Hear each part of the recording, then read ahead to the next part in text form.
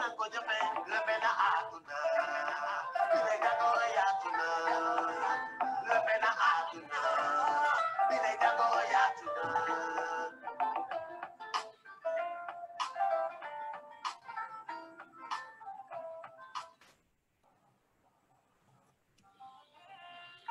situation liée à l'évolution COVID-19 m'amène à nouveau à ma cesse.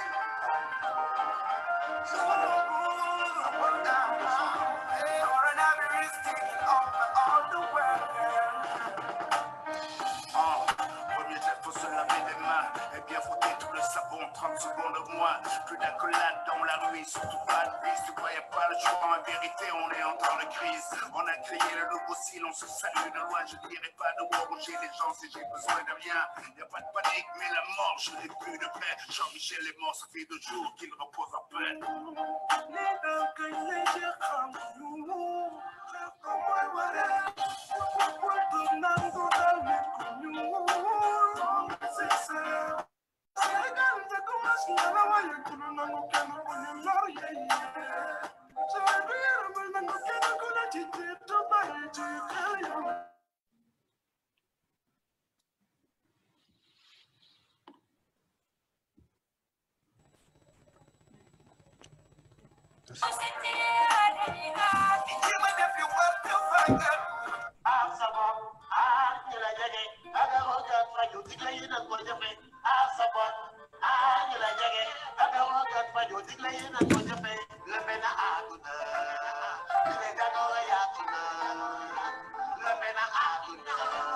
Mesdames et messieurs, bonsoir. Et tout d'abord, toutes nos excuses pour ces minutes de retard apportées à la diffusion de cette 8e conférence virtuelle et nocturne consacrée aux différentes implications du Covid-19, une initiative de 2 organisations. Il s'agit de l'Ex-Africa et le programme Citizen de JIDER. Beaucoup de thèmes en lien avec le Covid-19 sont débattus au cours de ces webinaires, et des implications sanitaires, socioculturelles, droits humains, etc. C'est ainsi que ce jeudi 30 avril 2020, nous avons comme invité le docteur Ibrahima Khalil Niang. Il est sociologue du développement et des relations internationales. Docteur Niang, bonsoir et merci d'avoir répondu à notre invitation. Bonsoir Lika, merci de m'avoir bien voulu inviter dans la série des webinaires de JIDER et de l'Ex-Africa. Donc c'est tout un plaisir pour moi d'être là parce que sur la base en fait de ceux qui m'ont précédé, et je pense que c'est une tribune qui est d'une qualité extraordinaire et c'est un grand plaisir pour moi d'être là aujourd'hui. Merci beaucoup, docteur Niang. Nous allons donc vous présenter à nos followers parce qu'on a accusé quelques minutes de retard, quand même 15 minutes. J'espère que Ndeye va nous laisser un peu déborder, 15 minutes de plus au cours de ce webinaire. Je rappelle déjà le thème de la conférence de ce soir, quelles leçons tirer de la Chine dans la gestion du Covid-19. Je crois qu'une petite introduction vous permettra, docteur Niang, de camper un peu le sujet. De quoi il s'agit exactement? Voilà, merci Lika. Il est clair que quand on veut parler en fait des leçons qu'on pourrait tirer de la Chine par rapport en fait à la gestion de la pandémie, il faut noter tout d'abord que les histoires dynastiques dans la Chine contemporaine et les monographies locales ont noté avec consistance et que depuis l'Antiquité, les épidémies qui survinrent en Chine ont toujours été accompagnées par des famines et des troubles politiques. Donc, cela veut dire que la manière dont en fait les épidémies sont appréhendées en Chine sont différentes des autres peuples. Je m'explique. C'est-à-dire qu'en Chine, l'empereur ou le président est considéré comme quelqu'un qui a reçu le mandat céleste, c'est-à-dire qui a reçu le pouvoir d'aimer de Dieu. Et quand en fait le divin n'est pas content de la manière dont l'empereur ou le président gère les affaires de la cité, il y a une sorte de sanction qui est jetée en fait sur le peuple. Et ces sanctions se déroulent assez souvent sous en fait des catastrophes naturelles qui sont constatées et aussi des séries d'épidémies. Donc les épidémies ont en quelque sorte une dimension politique dans leur gestion en Chine parce que c'est en fait la légitimité même du mandat céleste qui est posée. C'est à se demander aujourd'hui si en fait le président qui est en place gère bien les affaires de la cité. Par conséquent, donc, il sera amené à dérouler un modèle de management qui va lui permettre de pouvoir résoudre assez rapidement cette épidémie-là. Au-delà, si en fait cette épidémie n'est pas résolue dans les meilleurs délais, ce qui va se passer, c'est qu'une sorte de défiance qui ne va pas s'affirmer dans la voie publique. Mais cette défiance existe dans l'inconscient collectif chinois qui va considérer que l'empereur ne gère pas bien les affaires de la cité. Par conséquent, il y a cette catastrophe qui se passe au niveau de notre pays. Ça, c'est... Merci, docteur Ibrahim Khalil d'avoir compté donc ce sujet. Votre présentation ce soir comportera 4 parties. D'abord, comment le syndrome respiratoire aigu sévère SARS-CoV-1 a été géré, parce que la Chine en avait déjà connu un coronavirus, c'est pourquoi on parle maintenant de nouveau coronavirus. Deuxième partie, les mesures prises pour atténuer la propagation du virus en Chine. Les solutions chinoises sont-elles adaptées au continent africain en général et au Sénégal en particulier? Nous allons parler de cet aspect-là, ce sera le troisième point. Et en dernière partie, les perspectives de la géopolitique internationale. Avant de démarrer, je vais quand même vous présenter à notre followers. Le docteur Ibrahim Khalil est sociologue du développement et des relations internationales. Il est actuellement fondateur et directeur exécutif de l'Institut des études africaines et asiatiques au Sahel, enseignant-chercheur en sciences sociales de management à l'Université Cheikh Anta Diop de Dakar et dans des instituts privés de formation. Ses recherches portent sur les relations entre la Chine et l'Afrique, auteur et co-auteur de plusieurs articles et rapports scientifiques sur les migrations, les mouvements sociaux, la gouvernance rurale et foncière, l'enseignement supérieur et les conflits dans le Sahel. Ces récentes publications, quelques-unes de ces récentes publications, la cartographie des entreprises chinoises au Sénégal, l'Afrique a-t-elle un agenda face aux pays émergents?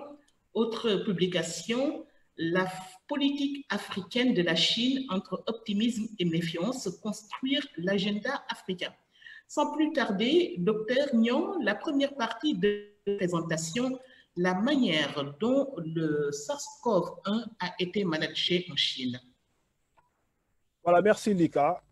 Je pense que quand en fait on voudrait tirer des leçons de la manière dont la Chine a su gérer la pandémie, au point d'être en fait le point de départ du virus et d'arriver aujourd'hui à pouvoir restreindre donc le développement de cette pandémie, au point que les nouveaux cas qui sont constatés en Chine sont la plupart du temps, ce sont des cas qui sont importés. Mais pour que cela puisse en fait être quelque chose qui puisse être un acquis du gouvernement chinois, c'est qu'à la base, il y a ce qu'on pourrait considérer comme étant une sorte de mémoire épidémiologique. C'est-à-dire que la Chine a une mémoire épidémiologique qui lui a permis de pouvoir arriver à circonscrire la propagation du SARS-CoV-2 qu'on désigne aujourd'hui comme étant le COVID-19. Si vous vous souvenez, en novembre 2003, il y a eu l'épidémie de SARS-CoV-1, qui est le SARS-CoV-1 qu'on appelle le syndrome respiratoire aigu sévère, qui a pris naissance dans la province du Guangdong, c'est-à-dire dans le sud de la Chine, et qui va s'étendre très rapidement à Hong Kong, mais aussi à plusieurs autres villes chinoises par le biais des mouvements de voyage. Ça, en fait, c'est cette épidémie qui, à mon avis, va servir de point de départ au système sanitaire chinois pour en tirer des leçons par rapport à la manière de pouvoir gérer en fait les épidémies qui vont survenir ultérieurement. Parce que cette épidémie qui a eu lieu en 2003 a eu un développement qui va être différent de celui que nous vivons actuellement, c'est-à-dire le Covid-19. Parce que quand le SARS-CoV-1, c'est-à-dire celui qui s'est déclenché en 2003, a pris naissance dans le sud de la Chine, dans la province du Guangdong, l'État chinois n'a pas communiqué avec l'Organisation mondiale de la santé par rapport à la situation de la pandémie. C'est-à-dire si avec le SARS-CoV-2, c'est-à-dire le Covid-19, c'est le 31 décembre 2019, c'est-à-dire 6 semaines après le déclenchement du SARS-CoV-2, c'est-à-dire du Covid-19, que l'État chinois a délivré les informations à l'Organisation mondiale de la santé concernant l'existence de cette épidémie dans la province du Hubei, particulièrement dans cette ville qu'on appelle la ville de Wuhan. Ça n'a pas été le cas avec le SARS-CoV-1. C'est au mois d'avril, entre mi-mars et avril, que l'État chinois a décidé de donner les informations pour permettre à l'Organisation mondiale de la santé de pouvoir alerter en fait les autres organisations et les autres États par rapport à l'existence donc d'un virus qui a pris naissance dans le sud de la Chine. Et ce virus-là, selon les chercheurs, est issu en fait d'une mammifère. Et cette mammifère, c'est la civette. Donc c'est au niveau de cette mammifère-là que ce virus est issu.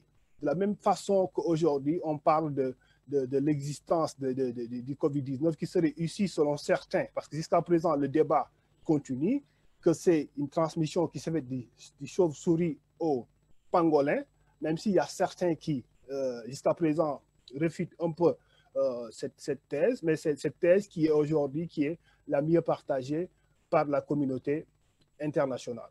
Donc, le SARS-CoV-1, quand en fait le SARS-CoV-1 s'est manifesté, même s'il y a eu un retard dans la délivrance des informations permettant à la communauté internationale de pouvoir prendre les mesures nécessaires allant dans le sens de s'organiser et de circonscrire le développement des SARS-CoV-1. Ici, j'ai dit tout à l'heure que c'est au mois d'avril que les autorités chinoises ont décidé d'informer l'Organisation mondiale de la santé. Mais ce que nous avons vu lors du développement du SARS-CoV-1, c'est-à-dire qu'en Chine, il va y avoir une série de mesures qui vont être prises. Et cette série de mesures, c'est d'abord décider de la fermeture de tous les lieux publics, que ce soit les expositions, les forums, les manifestations, même le travail va être suspendu pendant une certaine durée. Autre chose aussi, dans la gestion du SARS-CoV-1, on va voir au niveau des quartiers l'apparition des personnes d'un certain âge au sein du voisinage qui vont gérer la surveillance des quartiers. Et ça, c'est une des reliques, en fait, ou c'est un héritage du système communiste parce que ces vieux surveillants de voisinage-là sont issus de ces unités de travail qu'on désigne en Chine comme étant les danwei. Donc, les danwei avaient véritablement une sorte de droit de vie et de mort sur ceux qui participaient au sein de ces communautés-là parce qu'ils choisissaient pour vous le toit. Quand vous devez vous marier aussi, les danwei s'impliquaient par rapport au choix c'est-à-dire du mari ou de la femme. Donc, à ce niveau, c'est des formes d'organisation issues du modèle communiste qui vont apparaître au sein des quartiers et qui vont essayer de prendre en charge donc la riposte au niveau des quartiers concernant le SARS-CoV-1. Il y a aussi d'autres mesures qui ont été prises à l'époque concernant l'interdiction d'entrer dans les campus universitaires. C'est-à-dire que toute personne qui est extérieure au campus universitaire n'a pas le droit d'y accéder durant cette période épidémique. Mais aussi, toute personne qui est à l'intérieur du campus n'a pas le droit de quitter le campus universitaire. Et on voit apparaître dans l'espace public chinois des individus qui sortent avec leur masque pour se protéger. Donc ça, ce sont les mesures qu'on avait notées quand le SARS-CoV-1 est apparu en Chine durant cette période-là. Ibrahim Khalilnian, c'était donc une présentation de comment la Chine a géré l'apparition de SARS-CoV-1. Est-ce qu'il y a une très grosse différence par rapport à ce qui a été mis en œuvre pour SARS-CoV-2? Par exemple, pour la première fois, il y avait rapidement la fermeture des lieux de rassemblement, des personnes qui s'organisent au niveau des quartiers pour assurer que le confinement dans leur quartier soit bien mis en œuvre, des campus qui sont également fermés, ou en tout cas, il y a beaucoup de filtrage avant que des personnes extérieures puissent entrer dans le campus. Est-ce que cela a permis vraiment de circonscrire le mal? Oui, il est clair que quand on regarde bien la mémoire épidémiologique du SARS-CoV-1, cela a permis d'arriver à circonscrire la propagation du virus à partir du mois de juin.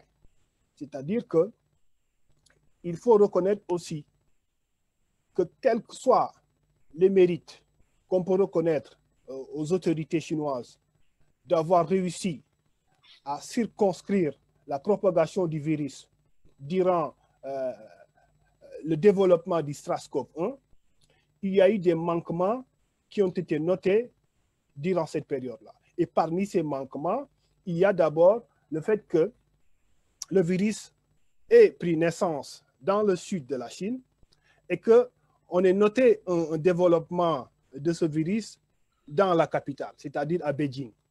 Ce qui est différent en fait de la gestion du SARS-CoV-2 où le virus a été circonscrit dans son épicentre, c'est-à-dire dans la ville de Wuhan. Donc ça, c'est un point précis à prendre en charge, c'est-à-dire donc dans cette mémoire épidémiologique, il est clair que le fait d'avoir laissé le virus se développer dans le sud et d'aller vers le nord, parce que qui parle de la capitale se situe dans le nord du pays. Donc ça a fait que au niveau de la capitale, il y avait une sorte de sauve-qui-peut, c'est-à-dire dans les aéroports, dans les gares, dans les routes. C'était que tout le monde voulait quitter la capitale pour aller dans les provinces. Et en 48 heures, c'est le tiers de la population de la capitale qui avait quitté. Oui, qui avait quitté pour aller dans les provinces. Maintenant, dans les provinces aussi, il va y avoir une sorte de riposte que les provinciaux aussi vont apporter par rapport au développement de l'épidémie. Parce que les provinciaux vont aussi se barricader en mettant en place des guérites, des barrages pour empêcher que ceux qui viennent de la capitale puissent rentrer chez eux avec le virus.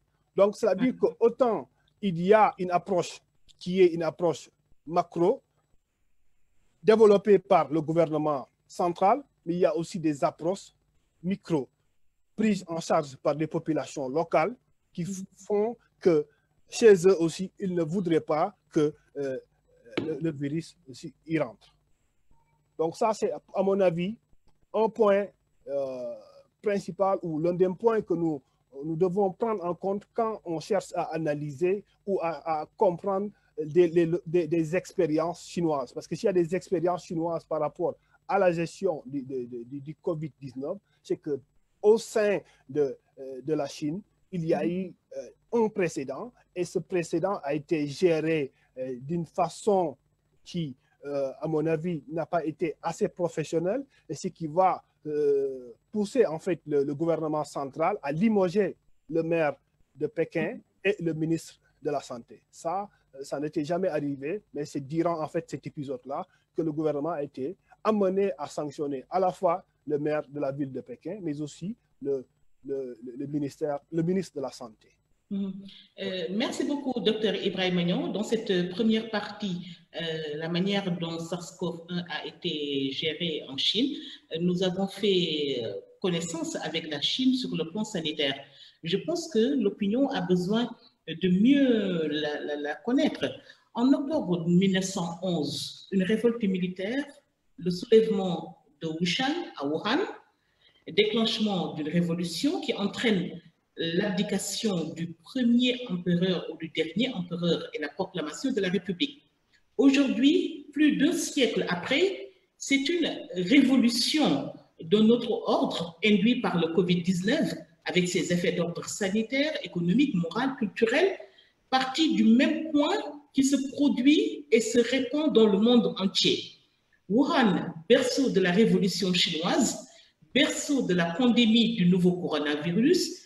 Dites-nous, docteur Ibrahima Khalil Niang, est-ce que vous pourriez nous faire connaître la Chine et plus particulièrement Wuhan qui semble marquer l'histoire de ce pays? Oui, effectivement. En fait, la ville de Wuhan, au moment, a été la seconde ville de la Chine derrière Shanghai. Et pourquoi Shanghai l'a devancé? C'est parce que Shanghai est en bordure de mer. Ce qui explique que les étrangers se sont dit qu'il est plus sûr de vivre à Shanghai, parce que quand en fait il y a un problème qui risque de survenir dans le pays, il serait plus aisé de prendre un bateau et de quitter le pays. C'est pourquoi en fait à un moment Wuhan est devenu la seconde ville du pays derrière Shanghai. Maintenant, l'importance de la ville de Wuhan, c'est le fait que aussi Wuhan est en quelque sorte au centre du pays. Il est au carrefour des voies terrestres, des voies aériennes, mais aussi des réseaux ferroviaires, parce qu'avec le TGV chinois qui traverse la ville, et Wuhan et Beijing, c'est 3 heures de temps de TGV. Donc, c'est pour dire qu'en fait, il y a une centralité de cette ville-là, et ce qui fait d'ailleurs que c'est l'une des grandes villes de l'industrie automobile. C'est pourquoi d'ailleurs, vous avez vu en fait la forte population française qui a été rapatriée durant ces événements-là. Cela s'explique par le fait de la présence en fait des industriels français qui sont spécialisés dans le secteur de l'automobile. Maintenant, c'est aussi une ville qui fait face à des contraintes d'ordre géographique, parce que c'est une ville qui est en quelque sorte de presqu'île, qui est couverte par des rivières, qui est couverte par le fleuve bleu.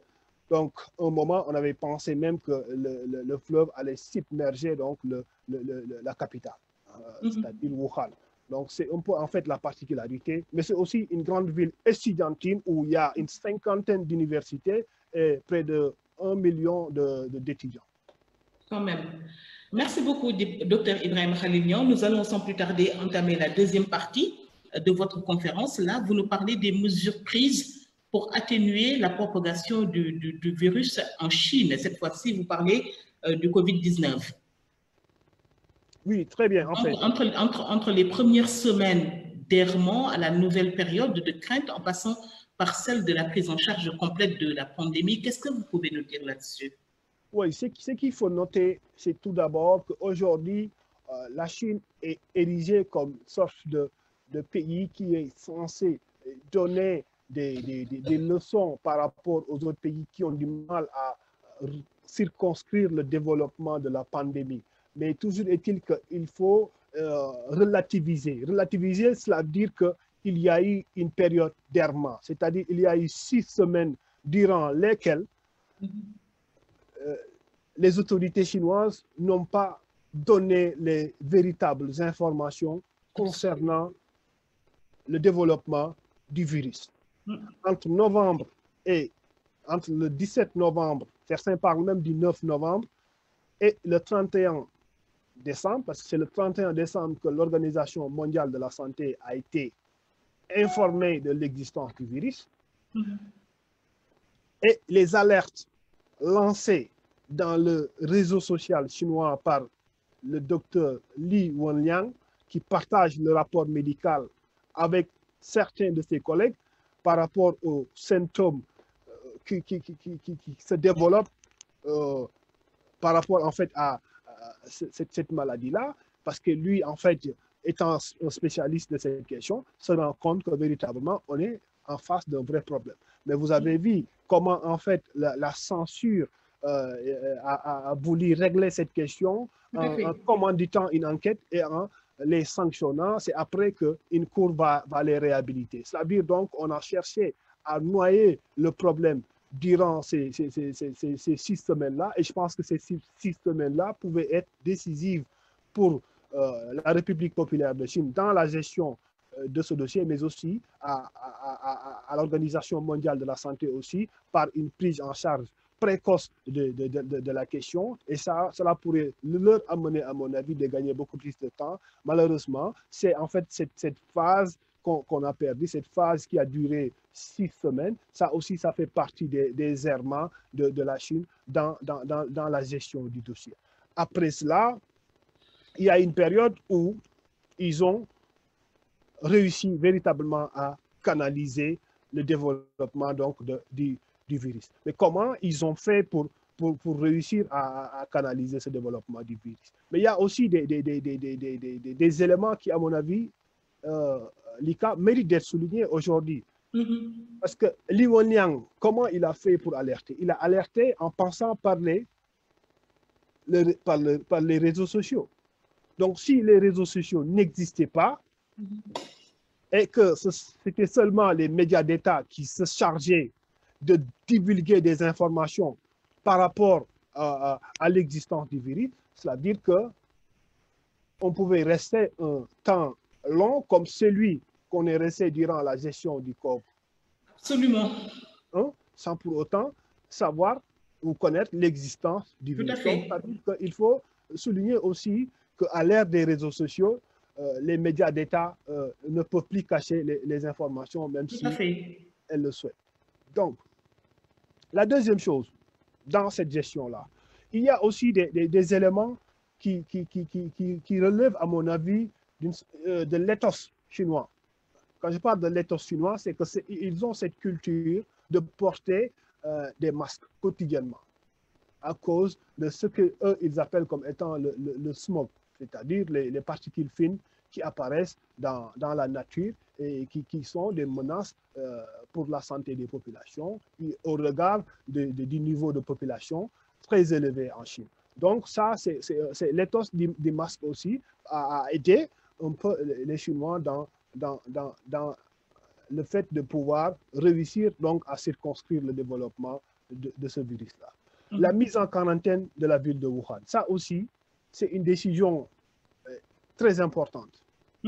D'avoir réussi véritablement à retenir 11 millions de personnes autour d'une ville et d'organiser un peu la riposte de sorte que, au niveau des quartiers, qu'il y ait aussi des relais qui assurent donc la survie des uns et des autres. Parce qu'il ne s'agissait pas seulement de mettre en quarantaine toute la ville, mais comment aussi assurer le ravitaillement en nourriture des populations de cette ville-là. Et ça aussi, ce sont ces comités de quartier. Parce qu'ici, au Sénégal, on parle d'agents communautaires et autres. Eux, à leur niveau, ils ont leurs propres agents communautaires qui ont aussi participé donc à la réussite de ce confinement. Si ce confinement a réussi, c'est grâce aussi à l'implication de ces comités de quartier-là qui ont continué à apporter des nourritures aux populations qui étaient confinées dans leurs appartements. Ça, c'est un point qu'il faut prendre en compte. Il y a aussi le sentiment d'appartenance au pays, le patriotisme. Le patriotisme chinois, je pense que ça aussi, c'est une dimension à prendre en compte quand on fait des analyses sur la Chine. Il n'y a pas seulement la dimension politique ou la dimension économique, mais le patriotisme, comment le nationalisme chinois est bâti. Il est bâti sur le fait de l'histoire de ce pays, fait d'humiliation, parce que assez tôt, les jeunes Chinois est instruit qu'il appartient à un peuple qui a subi des humiliations dans le passé, des humiliations qui sont le fait de barbares, parce que c'est la manière dont eux, en fait, ils considèrent les Occidentaux, parce que le Chinois est quelqu'un qui est très ethnocentrique. Ce que j'appelle l'ethnocentrisme, c'est d'abord le fait de lire même la Chine, le caractère qui définit en fait la Chine. La Chine, c'est Zhongguo, c'est-à-dire le pays qui est au centre. Qui est au centre de quoi? Qui est au centre de la terre.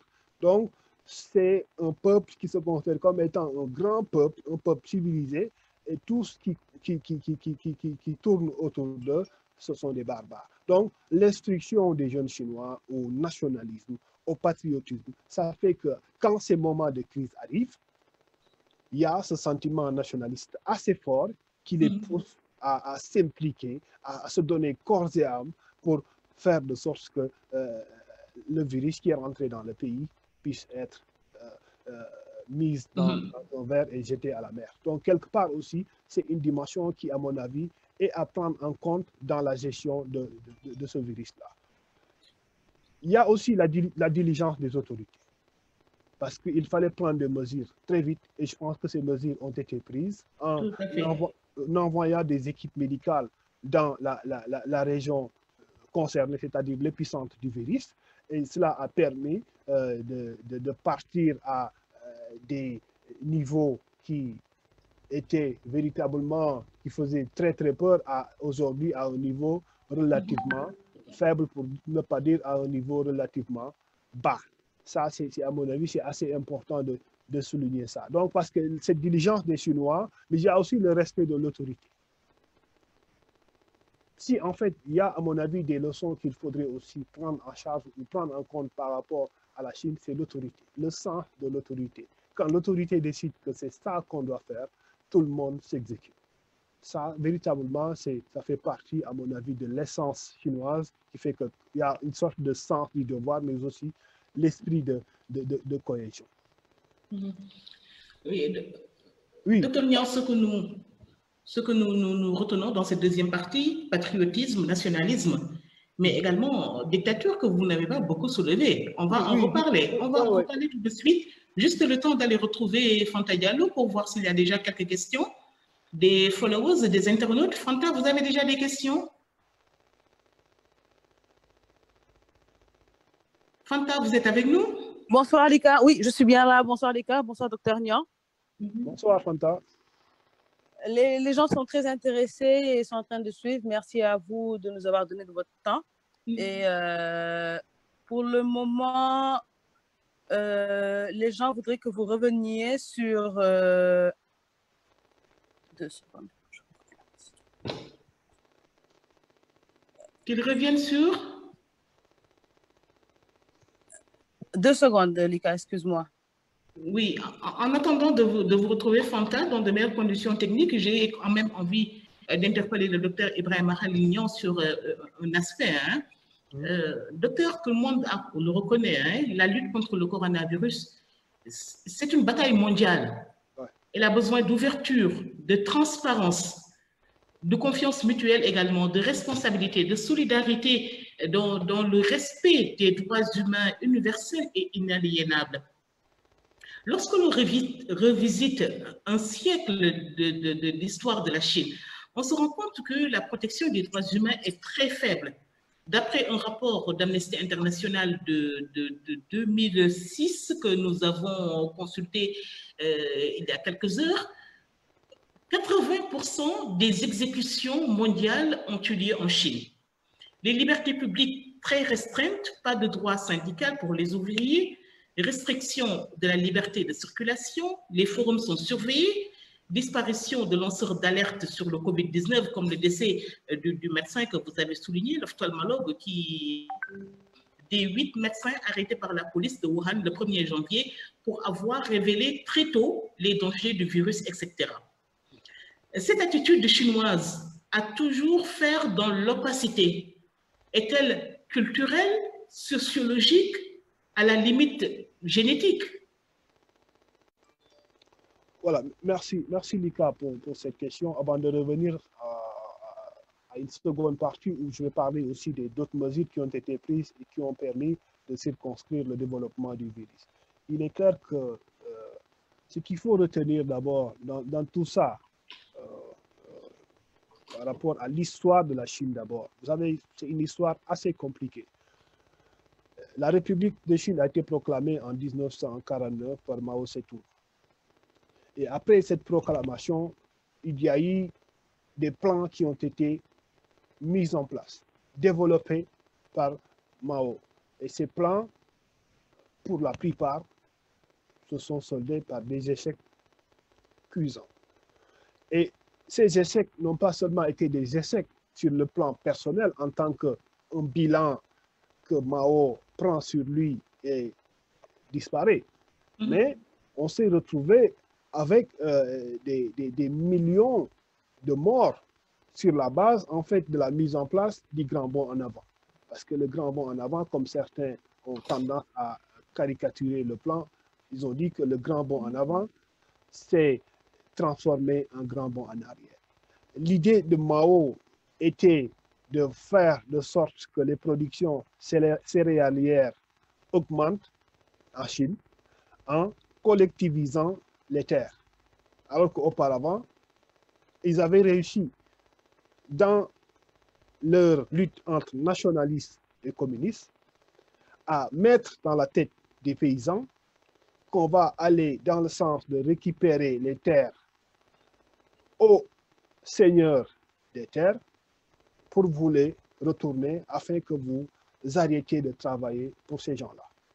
Ça a été une idée qui a été agitée et qui a poussé les paysans à rentrer dans la révolution.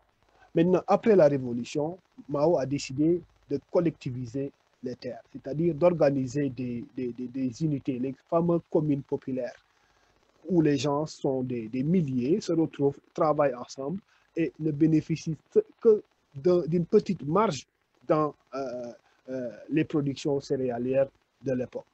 Alors, quand on a regardé les résultats véritablement étaient assez mitigés.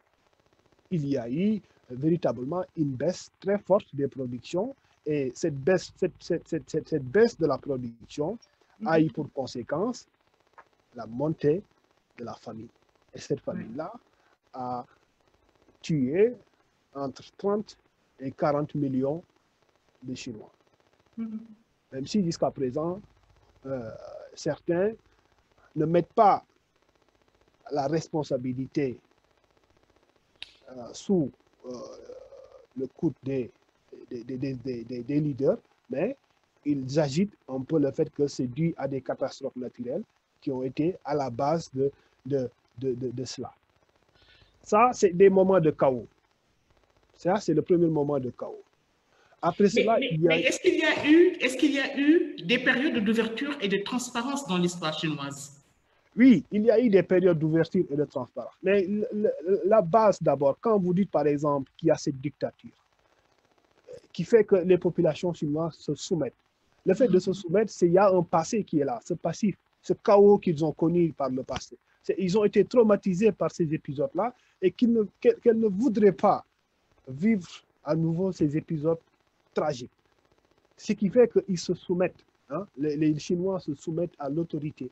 Parce que assez souvent, l'autorité agite le chaos en disant que ça s'est passé à tel pays ou ça s'est passé à tel endroit. On utilise même le démantèlement de l'Union des républiques socialistes soviétiques pour appliquer de nouveau cette dictature en leur montrant que c'est parce qu'il y a eu les glasnost et le perestroïka que l'Union des républiques socialistes soviétiques, parce qu'eux, ils s'inspiraient de l'Union des républiques socialistes soviétiques, qui a eu ce démantèlement de l'Empire soviétique et qu'à leur niveau, il faut qu'il y ait encore ce pouvoir, il faut qu'il y ait encore ce dictat des autorités pour permettre à ce que le pays ne puisse pas connaître le chaos. Donc, en développant l'idée de chaos qui pourrait ressurgir d'un moment à l'autre, cela fait aujourd'hui que les Chinois sont devenus assez dociles.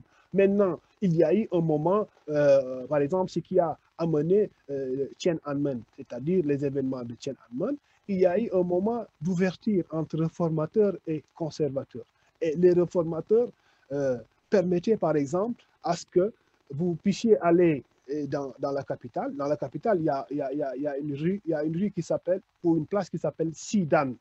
Si vous allez à Beijing, vous allez entendre Xidan. Xidan, c'est véritablement une grande avenue commerciale. Et là-bas, il y avait un mur qu'on appelle le mur de la démocratie. Si quelque chose ne vous plaisait pas, vous pouvez faire une affiche, vous allez là-bas et vous mettez votre affiche. Ça, vous voyez un peu, ça veut dire qu'il y a eu un moment, des périodes d'ouverture où le Chinois moyen pouvait aller exprimer son désaccord au sein même de la capitale. Et après les événements de Tiananmen, le mythe de la démocratie va disparaître et Deng Xiaoping arrive en disant arrêtez de faire de la politique et enrichissez-vous. C'est-à-dire l'idée qu'ils vont mettre dans la tête des Chinois, c'est d'aller chercher de l'argent et de ne plus faire de la politique. Donc ça aussi, ça a fait que les Chinois aujourd'hui sont beaucoup plus portés vers l'acquisition, vers la dimension matérielle que par rapport à certaines revendications. Ceux qui osent revendiquer aujourd'hui, ils vont à Hong Kong ou bien ils deviennent des réfugiés politiques installés aux États-Unis d'Amérique et qui portent la parole de la société civile chinoise. Mais en Chine aujourd'hui, la seule issue pour les Chinois demeure les réseaux sociaux. Malheureusement, au niveau des réseaux sociaux, pour vous exprimer, quelques heures après, votre message est censuré. Absolument. Il disparaît. Voilà. Mais puisqu'il y a quand même des voix discordantes qui se font de plus en plus entendre, même si c'est difficile à travers les réseaux sociaux, comme vous venez de le souligner, est-ce qu'on peut quand même espérer un jour que cette tendance-là puisse être renversée? Que cette tendance puisse être renversée un jour. Vous savez, quand vous regardez bien, l'Occident, le jeu de l'Occident a été d'amener la Chine à faire sa 5e modernisation. La 5e modernisation, c'est quoi? C'est la démocratie. Parce que dans les principes qui ont été développés par Zhao Ziyan et après Deng Xiaoping, c'était moderniser l'agriculture, l'industrie, l'armée, mais aussi les sciences. Maintenant, on attendait à cette 5e modernisation-là, c'était la démocratie. Et c'est pourquoi l'Occident a pensé, avec la politique de réforme et de l'ouverture développée par Deng Xiaoping, il fallait aider la Chine. Comment aider la Chine pour que la Chine puisse aller vers cette 5e modernisation-là? C'est faire de sorte qu'il y ait des investissements étrangers massifs en Chine pour que quand les ménages chinois vont avoir des sources de revenus, à un moment, ils vont commencer à réclamer la démocratie. Et ça va aussi être accéléré par l'entrée de la Chine dans l'Organisation mondiale du commerce. C'est-à-dire toutes ces politiques d'ouverture que l'Occident a voulu faire avec la Chine, c'était aussi pour l'Occident d'attirer la Chine dans la démocratie libérale. Malheureusement, les Chinois n'ont jamais voulu sortir de ce socialisme aux caractéristiques chinoises. Ce qui fait qu'aujourd'hui, ils ont dit qu'on a fait entrer le loup dans la bergerie et le loup a fini par véritablement manger tout ce qui était dans cette bergerie-là. C'est ça aussi qui pose problème et qui pose le débat autour de cette guerre commerciale entre les États-Unis d'Amérique et la Chine. Parce que quand les Chinois arrivent dans le système où en fait ils ont été évités, mais dans ce système-là, ils ne vont pas prendre ce que les Occidentaux leur proposent, ils prennent ce qu'ils ont envie de prendre et ce qu'ils n'ont pas envie de prendre, ils ne le prennent pas du tout. Merci, docteur. Fanta Diallo me signale qu'il y a déjà beaucoup de questions sur nos différentes plateformes de diffusion, que ce soit sur Zoom, sur Facebook ou bien sur Twitter. Donc, nous allons y aller très rapidement pour la 3e et la 4e partie. Déjà, la 3e partie de votre conférence sur le thème. Je précise déjà que les questions sur nos différentes plateformes de diffusion portent plus sur l'aspect économique. 3e partie de votre conférence sur le thème « Quelles leçons tirer de la Chine dans la gestion du Covid-19 ?» Nous allons voir, docteur, si les solutions chinoises sont adaptées au continent africain en général et au Sénégal en particulier. Voilà, merci Lika. Par rapport à cette question concernant en fait si les solutions chinoises conviendraient aux pays africains, dans les mesures qui ont été prises pour juguler un peu la transmission du virus, je n'ai pas souligné qu'en Chine, il y a eu aussi la mobilisation de la médecine traditionnelle chinoise. On ne dit pas beaucoup, mais la médecine traditionnelle chinoise a joué une part importante dans la baisse du taux de mortalité dans certaines villes, particulièrement dans le sud. Parce que dans le sud, d'habitude, eux, ils font beaucoup appel à la médecine traditionnelle chinoise. L'un des aspects, parce qu'on parle ici des leçons qu'on pourrait apprendre de la Chine, la mobilisation des big data, c'est-à-dire tout ce qui est réseaux sociaux, tout ce qui est données informatiques, comment en fait les Chinois ont s'y mobilisé tout cela pour réduire la propagation du virus. Dans cette mobilisation, il y a le fait que les Chinois ont développé des applications. Et parmi ces applications, il y a WeChat. WeChat, c'est en quelque sorte le pendant de WhatsApp. En Chine, il y a pas moins de peut-être 1 milliard d'individus qui ont tous en fait cette application-là. Parce que cette application sert à faire tout. C'est comme une sorte de téléphone, c'est un téléphone que vous utilisez qui vous permet d'appeler, d'échanger, de payer vos factures, de payer le taximan, de payer le marchand de fruits qui est à côté. Donc ça aussi, ça a aidé le gouvernement chinois à circonscrire donc la propagation du virus. En quoi faisant? D'abord, sur WeChat, dans les différents services où vous vous rendez, avant d'entrer dans une banque ou dans un centre commercial, ou bien même dans un métro, vous êtes appelé à scanner un QR code. Après avoir scanné ce QR code-là, si le QR code est vert, vous rentrez. Ça veut dire que vous n'avez pas été en contact avec des personnes qui ont été contaminées par le virus. Maintenant, s'il se passe quelques jours après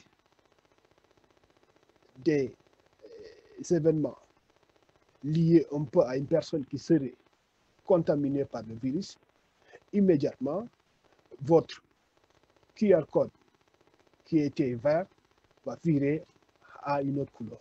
À partir de ce moment, ça veut dire que vous ne pouvez plus rentrer dans aucun service et ce que vous devez faire, c'est aller vers les services pour vous faire consulter avant de retrouver en fait le caractère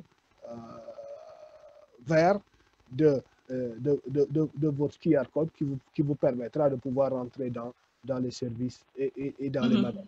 Donc ça, c'est la mobilisation des big data. Ça, c'est important et les Chinois ont réussi cela. Cette mobilisation des big data aussi, ça a permis de faire des tracking. C'est-à-dire qu'aujourd'hui, vous pouvez savoir, en vous levant, dans quels endroits de la ville il y a des personnes qui ont été contaminées ou pas. Donc, vous regardez sur votre téléphone et vous savez que tel quartier, tel autre quartier, il y a des individus qui ont été contaminés. Par conséquent, il faut éviter ces quartiers-là. Ça, c'est important aussi à souligner. L'autre aspect aussi, c'est le logement. La manière dont les Chinois vivent, à mon avis, est différente de la manière dont nous avons nos quartiers. Nous avons des quartiers de type traditionnel, nous avons des quartiers qui ont été lotis d'une certaine façon. Les Chinois, dans la majeure partie du pays, on a des blocs d'immeubles. Ce sont des blocs d'immeubles qui sont circonscrits et qui ont des entrées principales qui permettent à ceux qui rentrent et qui sortent d'être contrôlés. Ce qui n'est pas le cas dans certaines villes ou dans certains pays. Donc, ce qui est valable chez les Chinois, le contrôle qu'on peut exercer dans l'entrée du quartier et les sorties du quartier, ce n'est pas possible dans d'autres pays. Parce qu'on a ici des modèles de quartier qui fait qu'il y a plusieurs entrées. Vous pouvez rentrer par ici, par là, sans être vu.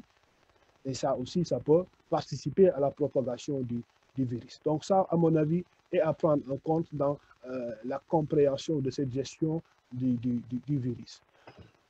L'autre aspect aussi, c'est le fait que les universités. Jusqu'à présent, tout ce qui était dans les universités ne sont pas ressortis. Depuis le point de départ du virus, quand les premières mesures de confinement ont été prises, tout ce qui vivait dans les universités, ils vivent encore. C'est-à-dire, ils n'ont pas le droit de sortir du campus universitaire. Ils y demeurent jusqu'à présent. Maintenant, ceux qui sont à l'extérieur aussi ne vont pas rentrer à l'intérieur du campus universitaire. Donc, on est passé d'une période d'errement où véritablement la gestion du virus n'a pas été transparente, à une période où ils ont réussi à canaliser le développement du virus. Et aujourd'hui, la Chine se projette par rapport au post-Covid-19. Mais ce post-Covid-19 est lourd de tension. Ça, je vous le dis, comment ce post-Covid-19 est lourd de tension? Parce que jusqu'à présent, les universités n'ont pas fait l'objet de réouverture. Les lycées, les écoles ne font pas l'objet de réouverture. Alors qu'on voit en Europe qu'eux, ils ont déjà choisi des dates pour reprendre les enseignements. Donc ça aussi, ça veut dire que les Chinois, malgré le fait qu'ils ont réussi à cerner le problème, mais ils sont dans des interrogations multiples. Comment gérer le post-Covid-19? Et au niveau des entreprises aussi, c'est le personnel indispensable qui travaille. Le personnel non indispensable continue donc de rester à la maison et de travailler à distance. Et ils ont réussi. Ça aussi, c'est des enseignements qui, à mon avis, doivent être pris en compte. Comment un pays qui a parvenu à circonscrire le virus demeure encore dans la crainte de la naissance de nouveaux clusters qui pourraient annihiler tous ces efforts immenses mobilisés pour arrêter la propagation du virus. Maintenant, parmi ces conséquences, les Chinois, avec lesquels je me suis exprimé, me disent qu'il y a des conséquences économiques, il y a des conséquences d'ordre psychologique, des conséquences aussi sociales. Il y a une gestion chinoise, il y a aussi une gestion qui est coréenne, il y a une gestion qui est taïwanaise. Chacun a su gérer à sa manière la question du virus. Maintenant, sur les leçons, quelles leçons devrons-nous apprendre de la Chine? Parmi ces leçons, au Sénégal, on parle des cas communautaires. Maintenant, la mobilisation des données pourrait permettre de faire le tracking et de réussir, à mon avis, à mettre la main sur des cas qui pourraient être des cas contacts par rapport aux cas communautaires, par la mobilisation des données. La deuxième chose aussi, c'est l'implication des acteurs communautaires. Ici, il y a un débat qui a été soulevé dans les médias sur les acteurs communautaires. Quel est le travail des acteurs communautaires? Quelle est la légitimité des acteurs communautaires? On voit en Chine que cette question, elle est réglée. Elle est réglée sur la base un peu des reliques de l'organisation du Parti communiste, qui fait que les comités de quartier existent et gèrent un peu le travail communautaire en donnant des permis d'entrée et de sortie au niveau des quartiers. Si vous ne faites pas partie du quartier, vous n'allez pas y rentrer. Jusqu'à présent, si vous ne faites pas partie d'un quartier, vous ne pouvez pas y rentrer parce que vous n'avez pas un permis d'accès. Mais est-ce que nous, le modèle d'habitat que nous avons, pourrait nous permettre d'arriver à ce stade-là? Ça aussi, c'est un problème. Maintenant, ce qui se passe dans les régions aussi, ça doit être une question qui doit être prise en charge par les communes. Aujourd'hui, les villageois doivent se dire que quiconque ne vit pas au niveau de notre contrée ne doit pas y rentrer et on va ériger des barrières un peu partout pour empêcher à ce que des étrangers puissent rentrer dans nos villages et amener la maladie à notre niveau. Ça, je pense que ce sont des enseignements qu'on peut tirer en Chine parce que c'est comme ça que les villages sont organisés en Chine. Les villages se barricadent. Les villageois ne permettent pas que les citadins rentrent avec le virus et les contaminent. Donc ça aussi, ils n'ont pas attendu que l'État prenne des mesures pour stopper la propagation du virus. À leur niveau, ils se sont organisés pour empêcher que des individus supposés être des passagers clandestins du virus rentrent dans leur territoire et amènent la maladie. Ça aussi, je pense que c'est une dimension à prendre en compte quand on veut comprendre ou analyser la gestion du virus. Merci, Dr Khalil Niang, sur les leçons tirées de la Chine dans la gestion du Covid-19. Ce qu'on a vraiment retenu, la médecine traditionnelle, la technologie qui permet de savoir qui est malade, le traçage des cas contacts, etc. Notre modèle de logement avec les permis d'entrée, de sortie, sensibilisation également dans certains villages qui rentre et qui sort, qui est habitant du village ou non. Je crois que dans certaines localités ici au Sénégal, notamment dans le sud, il y a déjà des comités villageois qui s'organisent pour signaler toute personne intruse dans le village, un aspect qui va vraiment remettre en question le vivre ensemble qui est quand même une marque déposée pour le Sénégal. Vous avez également évoqué la discipline, notamment le respect strict du confinement, la prudence malgré le déconfinement. Ce sont des leçons qui ont permis à la Chine de circonscrire la pandémie. Est-ce qu'on doit les prendre, les appliquer ainsi dans le contexte sénégalais, ou bien prendre tout simplement ce modèle-là et essayer de le modeler par rapport à nos vécus de tous les jours? Oui, je pense que chaque pays a son contexte particulier. Aujourd'hui, j'ai parlé de l'existence d'une mémoire épidémiologique sur laquelle la Chine s'est appuyée pour arriver à circonscrire le développement du Covid-19. Mais regardez par exemple un pays qui nous est proche, la Guinée. On pensait tous que la Guinée, au regard du développement du virus Ebola dans ce pays et des fortes sommes d'argent qui ont été injectées dans ce pays, ils avaient réussi à développer une mémoire épidémiologique qui leur aurait permis de faire face au Covid-19. Malheureusement, le nombre de malades enregistrés par la Guinée dépasse celui du Sénégal, qui n'a pas été concerné par le virus Ebola. Ça veut dire donc qu'il y a quelque part des problèmes au niveau africain ou dans certains pays. C'est-à-dire que qu'est-ce qu'on a fait de tout ce travail-là? Qu'est-ce qu'on a fait de cette sensibilisation-là? Qu'est-ce qu'on a fait de ces prévention, qu'est-ce qu'on a fait de ces missions, qu'est-ce qu'on a fait de toute cette logistique, tout ce qui a été mobilisé pour réussir véritablement à stopper Ebola. Ça, c'est véritablement un problème que nous avons. Maintenant, revenons dans notre pays pour parler des problèmes que nous avons. Moi, je pense que chaque pays doit pouvoir développer son modèle. Parce que chaque pays a son propre contexte et les contextes diffèrent d'un pays à un autre. Les Chinois ont réussi. Mais selon certains Chinois, cette réussite a des conséquences sur le plan psychologique, sur le plan économique.